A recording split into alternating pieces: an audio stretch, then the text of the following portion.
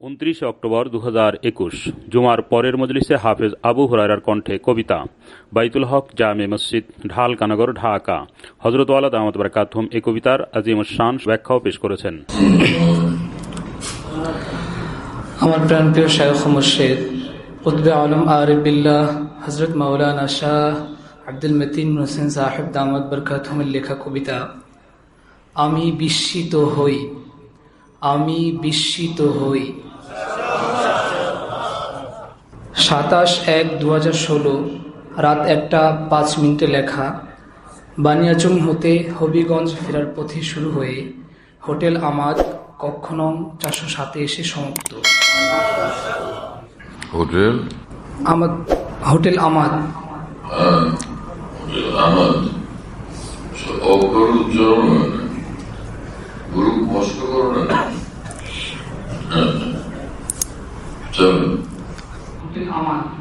হ্যাঁ, হোটেল আমাদ অক্ষর উচ্চারণ হয় না, গুরু মস্ক করো না নাকি? হ্যাঁ, চল। পড়তে সময় প্রতিটি শব্দ, প্রতিটি অক্ষর স্পষ্ট উচ্চারণ হয়েছে। শ্রোতামণ্ডলীরা সুর শোনার জন্য তো বসে না, তার দিনের কথা শোনার জন্য বসেন। শোনার এমন চিৎকার যে কিছুই বোঝা যায় না, সব মানুষ পেরেশান হইতে থাকে। এই চিৎকারের ফায়দা কি? সুন্দরভাবে এমন পড়া চাই, প্রতিটি শব্দ, প্রতিটি অক্ষর স্পষ্ট যাতে বোঝা যায়। রাসূলুল্লাহ সাল্লাল্লাহু আলাইহি ইসলামের কথা বলার এটা মস্ত বড় সুন্নত, আদর্শ, বৈশিষ্ট্য। প্রতিটি শব্দ আরেকটা শব্দ থেকে আলাদাভাবে বোঝা যেত, প্রতিটি শব্দ আরেকটা শব্দ থেকে পৃথক। এমনভাবে তিনি কথা বলতেন, পরিষ্কার পরিষ্কার। অন্য মানুষরা তো ভুল করে তো করে, কিন্তু যারা দ্বীনের ইলম শিখে তাদের মধ্যে কিছু তো এগুলোর পরিবর্তন আসা উচিত না, বরং পূর্ণাঙ্গ পরিবর্তন আসা উচিত। ওগুলোর প্রতি কোনোই খেয়াল নেই, ভ্রুক্ষেপই নেই। ওই গতানুগতিক যা ধারা চিরেই অব্যাহত থাকে। ধারা বদলায়া রাসূলুল্লাহ সাল্লাল্লাহু আলাইহি ওয়াসাল্লামের আদর্শের ধারার মধ্যে আসা উচিত। চল। আমি বিস্মিত হই হেরি তোমার সুবিশাল আকাশ, আমি বিস্মিত হই হেরি তোমার সুবিশাল আকাশ। জেগে ওঠে তোমার প্রতি, জেগে ওঠে তোমার প্রতি অবিচল বিশ্বাস। আমি বিস্মিত হই হেরি তোমার সুবিশাল আকাশ। আমি বিস্মিত হই হেরি তোমার সুবিশাল আকাশ। জেগে ওঠে তোমার প্রতি, জেগে ওঠে তোমার প্রতি অবিচল বিশ্বাস। আমি বিস্মিত হই হেরি তোমার সুবিশাল আকাশ। আমি বিস্মিত হই উঠে জেগে কেমনে ওই রবি, কোথা হতে ছড়ায় পুষ্প এমনি সুরভি। আমি বিস্মিত হই ওঠে জেগে কেমনে ওই রবি, কোথা হতে ছড়ায় পুষ্প এমনি সুরভি। আমি বিস্মিত হই থামে না কেন উত্তাল ওই সাগর, বিস্মিত হই থামে না কেন উত্তাল ওই সাগর। কাঁপিয়ে তোলে কে গো সুবিশাল ওই সরোবর। সরোবর মানে জলাধার, বিরাট পুকুর, দিঘি, যেখানে পানি আর পানি। তো ওখানে সুবিশাল সরোবর, এই সাগর, সুবিশাল এক জলাধার। সাগর দেখেন না কোনো সময় নাকি? কোনো চুপচাপ থাকে? নীরব শান্ত ভদ্রলোক, অশান্ত সব সময়, তাই না? প্রশান্ত মহাসাগর কেন নাম দিচ্ছে আল্লাহ ভালো জানে, অথচ পুরোটা অশান্ত মহাসাগর। প্রশান্ত মহাসাগরের নাম দেওয়া হয়েছে প্রশান্ত মহাসাগর। ব্যবহার কি তো কি জানে। বিস্মিত হই থামে না কেন উত্তালই সাগর, বিস্মিত হই থামে না কেন উত্তালই সাগর, কাঁপিয়ে তোলে কে গো সুবিশালই সরোবর। ওখানে বসে এদিকে কি জন্য আসতেছেন? কেন আসেন এদিকে? এতগুলো মানুষকে ডিঙ্গা ওখানে বসে যান, না হলে পিছনে যান। এতগুলো মানুষকে পেরেশান করতেছে কি তরিকা এটা? আশ্চর্য ধরনের কাণ্ড। আগে এসে বসতেন, এখন মধ্যখানে এতগুলো মানুষকে ডিঙ্গান, মানুষের কষ্ট হয় না? চলো। বিস্মিত হই গিলছে কেমনে দিনকে কালো রাত, কেমনে করলো রাতকে আলো মাত্র একটি চাঁদ। বিস্মিত হই গিলছে কেমনে দিনকে কালো রাত, কেমনে করলো রাতকে আলো মাত্র একটি চাঁদ। বিস্মিত হই হেরিয়াজ সবুজ পৃথিবী, বিস্মিত হই হেরিয়াজ সবুজ পৃথিবী, পুড়িয়ে কেন দেয়নি ওকে তপ্তই রবি, পুড়িয়ে কেন দেয়নি ওকে তপ্তই রবি। সূর্যটা তো ভয়ঙ্কর অগ্নিগোলক, এত মারাত্মক আগুনের বিশাল বড় ভান্ডার, এর সামনে পৃথিবীর অস্তিত্ব টিকে থাকার প্রশ্নই উঠে না। যে মহান রব্বুল আলামিন কিভাবে হেফাজত করতেছেন। চলো। বিস্মিত হই হেরিয়াজ সবুজ পৃথিবী, বিস্মিত হই হেরিয়াজ সবুজ পৃথিবী, পুড়িয়ে কেন দেয়নি ওকে তপ্তই রবি, পুড়িয়ে কেন দেয়নি ওকে তপ্তই রবি। কোথা হতে আসে বৃষ্টি, কোথা হতে মেঘ, বজ্রপাত শিলা বৃষ্টি দেখে ঝরে বেগ। কোথা হতে আসে বৃষ্টি, কোথা হতে মেঘ, বজ্রপাত শিলা বৃষ্টি দেখে ঝরে বেগ। হয় না কেন আম্মু কুলে গোলাপ ফুলের ঘ্রাণ, হয় না কেন আম্মু কুলে গোলাপ ফুলের ঘ্রাণ। আনারস কাঁঠাল কষে সাদেকে কইরা, আনারস কাঁঠাল কষে সাদেকে কইরা। হয় না কেন আম্মু কুলে গোলাপ ফুলের ঘ্রাণ, হয় না কেন আম্মু কুলে গোলাপ ফুলের ঘ্রাণ। আনারস কাঁঠাল কষে সাদেকে কইরা, আনারস কাঁঠাল কষে সাদেকে কইরা। কার ইশারায় জোয়ার ভাটা, কার ইশারায় ঢেউ, নয় কি এসব চালক মহান গোপন সত্তাকে। কার ইশারায় জোয়ার ভাটা, কার ইশারায় ঢেউ, নয় কি এসব চালক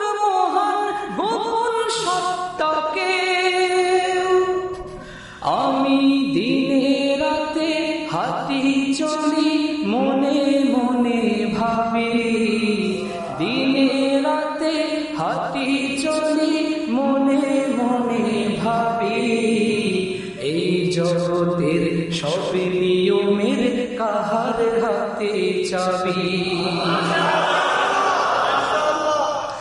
এই জগতের সব নিয়মের কাহার হাতে চাবি।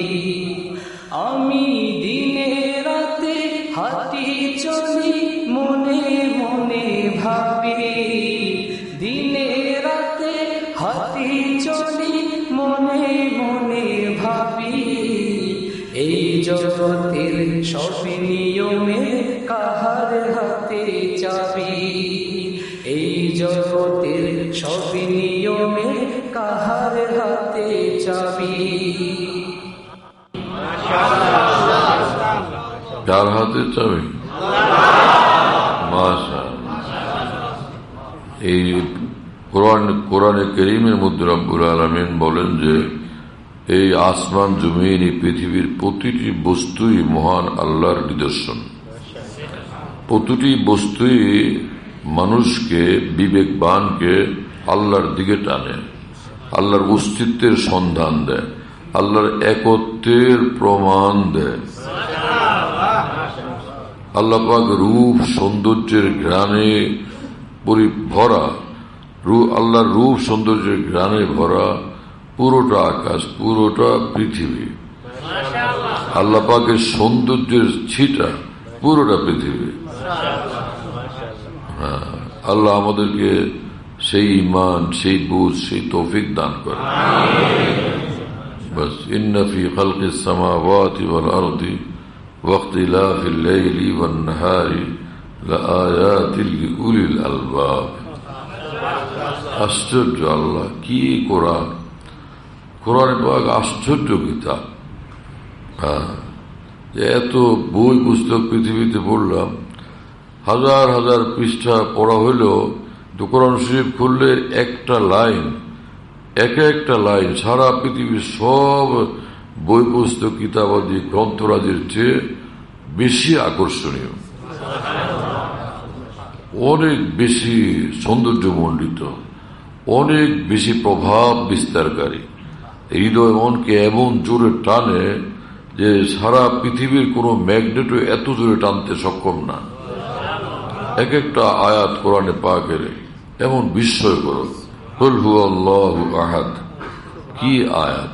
আল্লাহুস সামাদ, লাম ইয়ালিদ ওয়া লাম ইউলাদ ওয়া লাম ইয়াকুল লাহু কুফুয়ান আহাদ। আল্লাহু আকবার, কি কথা! সুবহানাল্লাহ তাআলা বিহামদিহি। আর রহমান আল্লামাল কুরআন খালাকাল ইনসান আল্লামাহুল বায়ান। আল্লাহু আকবার। कैसा वन नज्मी इज़ा हवा मा ज़ल्ला साहिबुकुम वमा गवा वमा यंतिकु अनिल हवा इन हुवा इल्ला वह्युन यूहा अल्लमहु शदीदुल कुवा। আল্লাহু আকবার, কি যে আশ্চর্যজনক কিতাব! কোন কিতাব এরকম না। ইসলামী কিতাবে যেগুলো আছে কোন কিতাব কোরআনে পাকের মতো একদম কোনোভাবেই নাই। ইসলামী শরীয়তে তো যে আহকামে শরীয়তের যে কিতাবাদি, যাকে কুতুবুল ফিকহ ওয়াল ফাতাওয়া বলে, ফতোয়ার কিতাব, ফিকহের কিতাব, ও খুললে ইয়াজুজু লা ইয়াজুজু সেখানে ভাষা হলো কি ইয়াজুজু লা ইয়াজুজু, ফারজুন হারামুন, ইউকরাহু তাহরিমান তানজিহান, এই জায়েজ, এটা জায়েজ, এটা নাজায়েজ, এটা হারাম না, এটা মাকরুহ তাহরিমি, মাকরুহ তানজিহি। কোরআনে কারীমের কোন শব্দের সঙ্গেও মিলে না। মানে কি যে এক আজব অবস্থা! ইসলামেরই ভাষা, অর্থাৎ যারা ইসলামের মহাপণ্ডিত, ইসলামের বড় আলেমে দ্বীন যারা, তারা যখন সেগুলোকে আরবি ভাষাতেই সুন্দরভাবে, সুবিন্যস্তভাবে, অত্যন্ত মার্জিতভাবে সেগুলোকে বর্ণনা করছেন, কোরআনে কারীমের বর্ণনার ধারে কাছেও যাওয়া সম্ভব হচ্ছে না। আল কোরআন ইসমুন লিন নাজমি ওয়াল মানা জামিয়ান। কোরআনের যেরকম মর্ম ভীষণ ভাবে মনকে মুগ্ধ করে, প্রভাবিত করে, ভীষণ ভাবে টানে, কোরআনের প্রতিটি শব্দের সৌন্দর্য তেমনি ভাবে মনকে টানে, হৃদয়কে টানে, হৃদয়কে প্রচন্ড ভাবে প্রভাবিত, আলোড়িত করে। কি আশ্চর্য এই কোরআন! সারা পৃথিবীর ফুল বাগানে গিয়া এত আনন্দ নাই, এত স্বাদ নাই, এত মজা নাই। কোরআন কারীমের এক একটা আয়াতের মধ্যে যত স্বাদ, যত মজা, যতটা আনন্দ। যার কারণে আরব দুনিয়ার মানুষগুলো এই এখন তো মুখস্থ ভাবে মানুষ যা কিছু বলে, ওই যে মুক্ত চিন্তার, মুক্ত কথা, যা মনে আসে, যা মুখে আসে বলতে থাকে। কিন্তু আরব দুনিয়ার ওই সকল মানুষ যারা ইসলামের দুশ্মন, নবীর দুশ্মন, কোরআনের দুশ্মন, তারা কোরআন কারীমের রূপ, সৌন্দর্য এবং ভিতর বাইরের, অভ্যন্তরীণ এবং বাহ্যিক প্রভাবের প্রচন্ডতার সামনে তারা এর বিরুদ্ধে কোনো কিছু বলার কোনো রাস্তা না পায় বলতেছিল যে এটা পুরো একটা জাদু মন্ত্র ছাড়া কিছু না। যে মানুষ জাদুকর থাকে, মোহাম্মদ জাদুকর, এটা হলো জাদুর গ্রন্থ, জাদু মন্ত্রের গ্রন্থ। মোহাম্মদ জাদুকর সাল্লাল্লাহু তাআলা আলাইহি ওয়াসাল্লাম, দিশা না পাওয়া পরে বলতে জাদুকর। আর এখন তো বিবেকহীন মানুষরা বিবেক বর্জিত ভাবে যা খুশি মুখে বলতে থাকে যে টিয়ার কাজ টিয়া করে, ময়নার কাজ ময়না করে, কুকুরের কাজ কুকুরে করে। হ্যাঁ না? কুকুর কি ওরকম ময়নার মতো নাচতে জানে? হ্যাঁ, টিয়ার ময়ূরের মতো নাচতে জানে? যে কুকুরকে যদি বলেন ময়ূরের মতো একটা নাচ দেখা, তোরে $100 পুরস্কার দেব, কুকুর নাচতে পারবে? এগুলো নিয়ে অনেকে বেশি টেনশন করে যে কুকুররা ঘেউ ঘেউ করে। কুকুর তো ঘেউ ঘেউই করবে, কি পূর্ণিমার চাঁদ আকাশের বুকে ভাসবে, পৃথিবীকে নিজের রূপ সৌন্দর্য দ্বারা মুগ্ধ করবে? কুকুর তো ঘেউ ঘেউই করবে, তাই না? তাই বলে কুকুরের কাজ কুকুরে করেছে, কামড় দিয়েছে পায়ে, কুকুর তো কামড়ায় এবং ঘেউ ঘেউ করতে থাকে। সেগুলো শুনে এত টেনশন করার দরকার কি? আমরা মানুষের মতো জীবন যাপন করলেই হলো।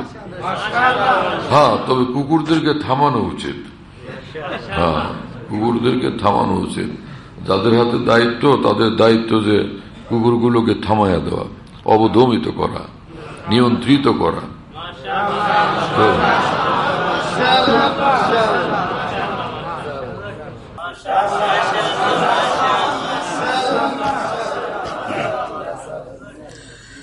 সারাদিনই কর্ম করে রাতে সব নিঝুম নিঝুম নিশি বিশ্ববাসী দেয় কি মজার ঘুম। সারাদিনই কর্ম করে রাতে সব নিঝুম নিঝুম নিশি বিশ্ববাসী দেয় কি মজার ঘুম। ক্লান্ত মাথা নিদ্রা করে শান্ত স্নিগ্ধ বেশ, ক্লান্ত মাথা নিদ্রা করে শান্ত স্নিগ্ধ বেশ। দু চোখ ভরে কে গো দিলেন নিদ্রার এই আবেশ। দু চোখ ভরে কে গো দিলেন নিদ্রার এই আবেশ। ক্লান্ত মাথা নিদ্রা করে শান্ত স্নিগ্ধ বেশ। দু চোখ ভরে কে গো দিলেন নিদ্রার এই আবেশ। দু চোখ ভরে কে গো দিলেন নিদ্রার এই আবেশ। কোরআনে কারীমে রব্বুল আলামিন বলছেন যে এই রাত আমি তোমাদেরকে দান করলাম, রাতের ঘুম আমি তোমাদেরকে দান করলাম, যে ঘুম ক্লান্তি নাশক। হ্যাঁ, যে ঘুম সব ক্লান্তি দূর করে এবং প্রশান্তি দান করে। এই ঘুম, এই আরামদায়ক নিদ্রা দাতাও আমি আল্লাহ। সুবহানাল্লাহ। চলো, আমি সকাল দেখি, সন্ধ্যা দেখি, দেখি দিবারাত, শিশির দেখি, রৌদ্র দেখি, দেখি বৃষ্টিপাত। আমি সকাল দেখি, সন্ধ্যা দেখি, দেখি দিবারাত, শিশির দেখি, রৌদ্র দেখি, দেখি আমি জন্ম দেখি মৃত্যু দেখি দেখি হাজার খেলা জন্ম দেখি মৃত্যু দেখি দেখি হাজার খেলা কে মিলালেন এই জাহানের বিচিত্র এই মেলা কে মিলালেন এই জাহানের বিচিত্র এই মেলা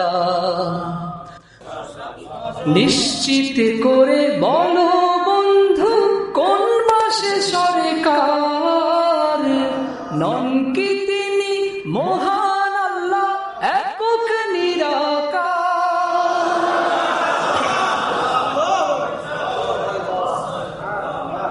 নিশ্চিত করে বলো বন্ধু কোন মাসে সরকার নন কি তিনি মহান আল্লাহ একক নিরাকার নিশ্চিত করে বলো বন্ধু কোন বাসে সরকার নিশ্চিত করে বলো বন্ধু কোন বাসে সরকার নন কি তিনি মহান আল্লাহ একক নিরাকার নন কি তিনি মহান আল্লাহ একক নিরাকার আমি বিস্মিত হই হেরি তোমার সুবিশাল আকাশ আমি বিস্মিত হই হেরি তোমার সুবিশাল আকাশ জেগে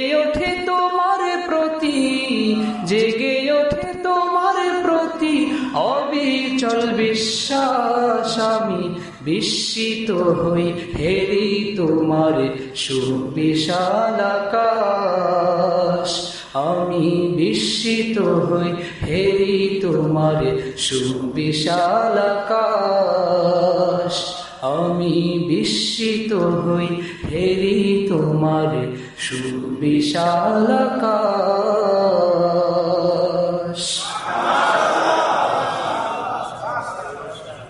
29 অক্টোবর 2021 জুমার পরের মজলিসে হাফেজ আবু হুরায়রার কণ্ঠে কবিতা বাইতুল হক জামে মসজিদ ঢালকানগর ঢাকা হযরত ওয়ালা দামাত বারাকাতুহুম এই কবিতার আজিমুশ-শান ব্যাখ্যাও পেশ করেছেন।